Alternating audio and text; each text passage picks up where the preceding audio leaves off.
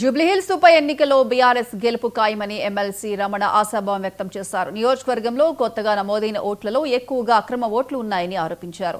దేశవ్యాప్తంగా ఓట్ చోరీ జరిగిందని రాహుల్ అంటున్నారు. కానీ కాంగ్రెస్ పాలిత రాష్ట్రంలోనే దొంగ ఓట్లు నమోదవుతున్నాయని విమర్శించారు. ఎవరెన్ని కుట్రలు చేసినా జూబ్లీహిల్స్ లో గెలిచేది బీఆర్ఎస్ఏనని చెప్పారు.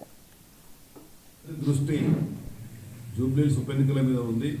జూబ్లీహిల్స్ అసెంబ్లీలో 3 సార్లు గెలిచినటువంటి సోదరుడు మాగంటి గోపీనాథ్ అనారోగ్యం పాలై అకస్మాత్తుగా ప్రాణం కోల్పోవడం, దానికి అనుగుణంగా వచ్చినటువంటి ఉప ఎన్నికలలో పెద్దలు కేసీఆర్ గారు వారి కుటుంబం నుంచి వచ్చినటువంటి మాగంటి సునీత గారికి అభ్యర్థిత్వాన్ని ఖరారు చేసి నిన్ననే బీఫామ్ ఇవ్వడం జరిగింది.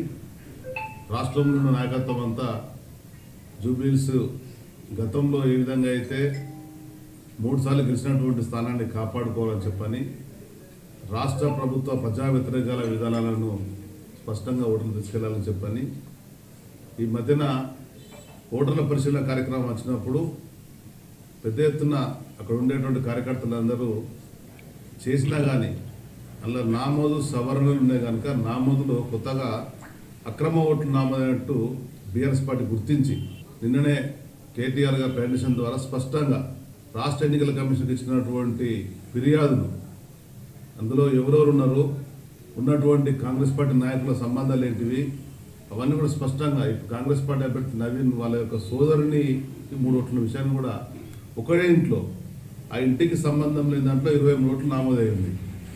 ఆ ఇంటి యజమానే విచిత్రపడేటువంటి పరిస్థితి వచ్చింది. అంటే ఒకవైపున దేశవ్యాప్తంగా ఓట్ చోరీ అని చెప్పని రాజీవ్ గాంధీ బీహార్లో పెద్ద ఎత్తున రాహుల్ గాంధీ ఆ కార్యక్రమాన్ని తీసుకోవడం, దేశవ్యాప్తంగా అందరినీ కూడా అప్రమత్తం చేస్తున్నాం. ఎన్నికల కమిషన్ మీద విరేసేటువంటి రాహుల్ గాంధీ తన సొంత పార్టీ పరిపాలిస్తున్నటువంటి తెలంగాణ రాష్ట్రంలో మరి ఈ విధంగా అక్రమ ఓట్లు నమోదని చెప్పంటే అంటే వాళ్ళు ఏ విధంగా వాళ్ళ యొక్క ప్రవర్తన ఉంది, వాళ్ళ వివరం ఉందనేది స్పష్టంగా ఎన్ని విధాలుగా వాళ్ళు కుట్రలు పడినా కానీ